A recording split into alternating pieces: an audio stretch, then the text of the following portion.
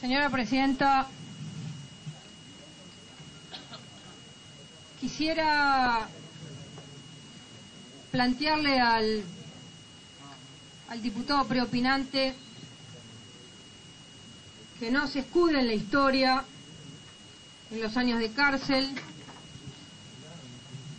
en lo que sucedió en la Argentina, para hablar del presente.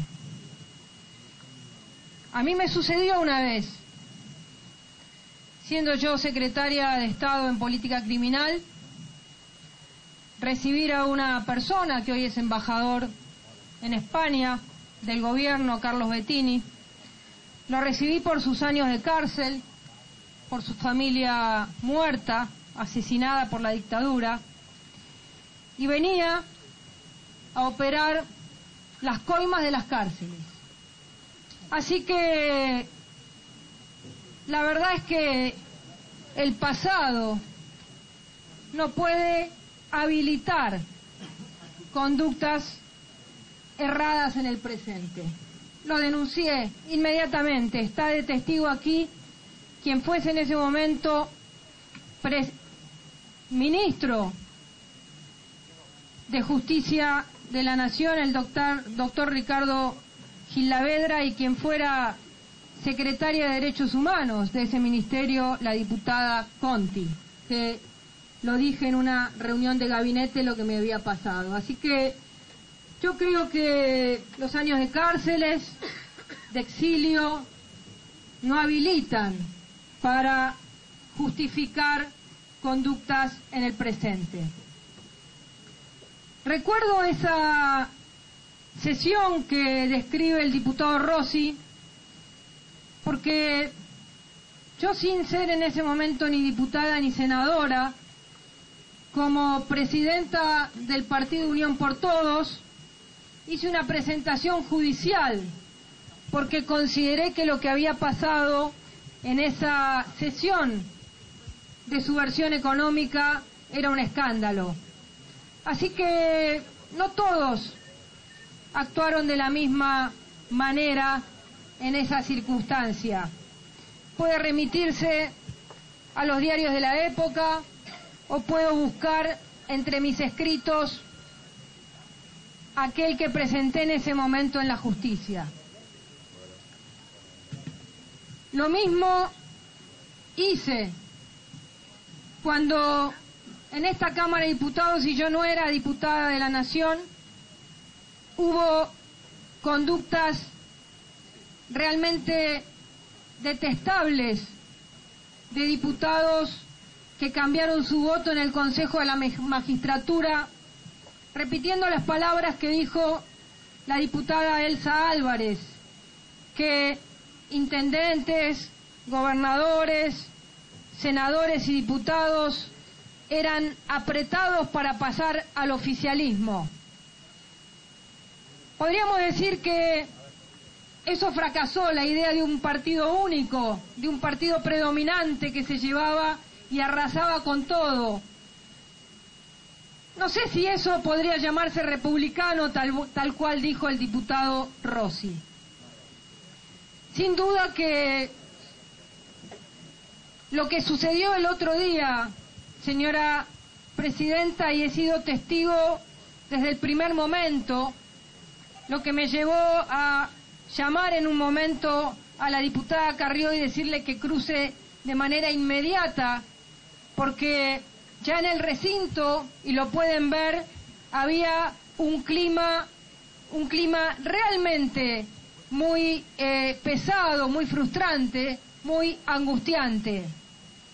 Con el diputado Alfonso Pratgay estábamos contando cuántos eran los votos que tenían todos aquellos que habíamos decidido tener una posición contraria al dictamen de mayoría, y teníamos un número que iba entre los 125 y los 126 votos favorables, de acuerdo a lo que habían transmitido los distintos bloques. A partir de ahí comenzó, a eso de las 9, a sentirse un clima denso, clima similar al que vivimos en la madrugada de la 125, que me tocó a mí también denunciar a 2 diputados de Río Negro que habían dicho que cambiaban su voto, habían dicho públicamente que votaban de acuerdo a cómo votamos nosotros la 125, y de golpe cambiaron su voto porque habían negociado que les iban a sacar las retenciones a las peras y a las manzanas. Hubo todo un debate similar a este, si eso era correcto, si no era correcto, si se podían utilizar recursos del Estado, generar mecanismos discrecionales, diferentes, diferenciales, para que determinados diputados utilizasen su voto como si fuese un voto calificado. Es decir, que ese diputado con su voto consigue lo que otros no consiguen. ¿Es eso república? ¿O qué es la república si no mecanismos que no son discrecionales, que son iguales para todos? Para que todos los representantes del pueblo puedan volver a sus lugares diciendo: no conseguí más que el otro, pero generé mecanismos concretos, objetivos y no discrecionales para que la república avance. ¿Son esos los mecanismos que necesitamos en la Argentina? ¿O son esos los mecanismos que hacen que la Argentina esté en el lugar que esté en los índices de corrupción del mundo? Entonces no es normal lo que pasó el otro día, no es una opereta, como dicen, con nuestro dinero, los programas oficiales pagados con dinero del pueblo. No es normal, señora presidenta, que los diputados sean llamados cuando pertenecen a un bloque distinto. En una democracia, los partidos tienen sus autoridades, tienen sus presidentes de bloque, y lo lógico es que sea en las comisiones donde se discuten los presupuestos. Es ahí donde tienen que venir de cara a la sociedad los gobernadores, es ahí donde tienen que venir los rectores de las universidades o quienes no estén de acuerdo con el presupuesto a discutir qué les parece de este presupuesto. Este es un presupuesto que se ha convertido en un decreto de necesidad y urgencia, no es un presupuesto, porque la lógica que está planteando el oficialismo es la lógica de un decreto de necesidad y urgencia. El presupuesto hay que votarlo por sí o por no, y no puede ser discutido, no puede ser abierto. O se vota todo o no se vota nada. Y si no se vota nada, no le estamos dando gobernabilidad al gobierno. ¿De dónde sacaron esta teoría? ¿De dónde salió la teoría de que el presupuesto se vota en bloque? Que el presupuesto se vota sin cambiarle una coma. Bueno, esta teoría lo lleva a tener que conseguir los votos de una manera irregular. ¿Por qué? Porque el gobierno durante 6 años pudo llevar adelante esta teoría, la teoría de un presupuesto solo del Ejecutivo, donde el legislativo era solamente un refrendatario de esa decisión. Cuando el oficialismo pierde esa mayoría y no puede imponer un presupuesto con los votos propios, ¿qué tiene que hacer? Tiene que empezar a buscar votos en los otros bloques. Porque no sé si el oficialismo se ha dado cuenta que tenía 115, 114 o 113 votos y que le faltaban. ¿Qué hizo entonces? Comenzó una estrategia de presión, una estrategia de extorsión, una estrategia de generar favoritismos algunos sobre otros, todo con dinero del Estado. Esta práctica, señora presidenta, es una práctica que no tiene muchas denominaciones en el diccionario de la Real Academia Española. Y si ustedes miran, está en el Código Penal, las dádivas, está la extorsión y está la presión. Yo pregunto, cuando a un intendente le dicen, si no votás el presupuesto, no vas a tener obras, ¿qué es eso? ¿Quién decide que ese intendente va a tener menos obras porque hay una diputada de otro bloque que no va a votar el presupuesto? ¿Eso cómo se llama? ¿Eso cómo se llama? ¿Quién decide sacarle las obras a una intendencia? ¿Ese es el régimen que queremos para nuestro país? ¿Cómo puede ser, entonces, señora presidenta, que existan las cosas que existieron? Se fueron diputados, cada uno tendrá una explicación. deberá decirla públicamente en esta comisión. Y yo le pido, señora presidenta, que esos diputados lo digan. Yo escuché al diputado Felipe Solá diciendo que en su bloque tenía un montón de gente que había sido llamada. Nosotros sufrimos, señora presidenta, una extorsión de la diputada Córdoba. Y se la voy a contar. Se la voy a contar para que sepan las cosas que han pasado. Nosotros participamos de la Comisión de Organismos de Inteligencia. En esa Comisión de Organismos de Inteligencia, el jueves había una reunión.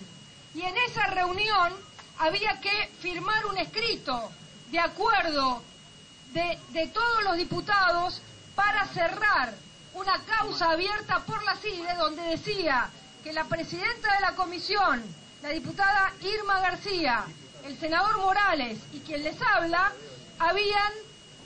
habíamos incurrido en violación de secreto. Absolutamente mentira. Una operación de la CIDE, típica, como hace siempre la CIDE. Lo que pasa es que de este lado no se va a encontrar alguno que le da miedo. Entonces, no tenía ninguna posibilidad de que eso avanzase. El día jueves, cuando vamos a la comisión, resulta que los diputados del oficialismo dicen que no van a ir, que no van a firmar el dictamen, que lo que quieren, que van a seguir adelante y que nos iban a mandar en cana porque ahora la diputada señora Córdoba está en el Consejo de la Magistratura. Mire qué susto, señora presidenta, venir a asustarnos a nosotros. Pero ¿a usted le parece? ¿A usted le parece? ¿A usted le parece que estas son las prácticas que puede hacer el oficialismo? Entonces, diputados del peronismo federal, se comentó, todos fuimos testigos, o muchos fuimos testigos, que decían que a la diputada Lorena Rossi la habían llamado de su provincia diciéndole que se vaya. Escuchamos que los diputados en un momento yo me acerco para decirle al diputado Federico Pinedo que traiga a la diputada Pinky al recinto, que se sentía mal, y Federico Pinedo me dice: lo de Pinky no es nada, señora presidenta, lo de Pinky no es nada, se me fueron 4 diputados, estoy devastado, me dice, no sé, lo llamo por teléfono, no sé qué pasó. Adelante mío lo llamó a Macri, Federico Pinedo, para llamar a los diputados, y no les contestaban el teléfono. Entonces, en esa situación, en esa circunstancia, después los diputados explicarán lo que tienen que explicar, que estaban en contra, que no les parecía bien, que no estaban de acuerdo con su bloque. Bueno, dirán lo que tienen que decir. En ese momento, señora presidenta, la situación era una situación en la que muchos diputados dieron a conocer que habían sido llamados. Algunos lo han dicho públicamente, como la diputada Álvarez y la diputada Houghton. Yo espero que todos aquellos diputados que han sido llamados o sus presidentes de bloque sigan el mismo camino. Y además le digo por qué, señora presidente. Porque en el bloque del peronismo federal, que de acuerdo a una nota que leí el domingo del diputado Enrique Tomás en el diario La Nación, que dice que 7 diputados salieron del recinto, yo le puedo decir que el peronismo federal tuvo una conducta ejemplar, porque ninguno de esos 7 diputados se fue. Porque si usted mira la lista de ausencias, todos los diputados del peronismo federal se quedaron en la sesión. Quiere decir que esta vez el mecanismo, la rueda de los llamados telefónicos no tuvo ningún tipo de éxito. Ahora dicen que no tuvo éxito porque había presión, porque había extorsión de parte del bloque de la coalición cívica. No, la coalición cívica tiene una conducta clara. La coalición cívica dice: nosotros no vamos a dejar pasar esto. Nosotros creemos que esto se llama corrupción. Nosotros creemos que esto se llama extorsión, que se llama presión. Cuando un ministro como debido llama por teléfono, cuando un intendente de un pueblo, cuando diputados llaman a otros diputados diciendo pedí lo que quieras, eso se llama corrupción. Y entonces,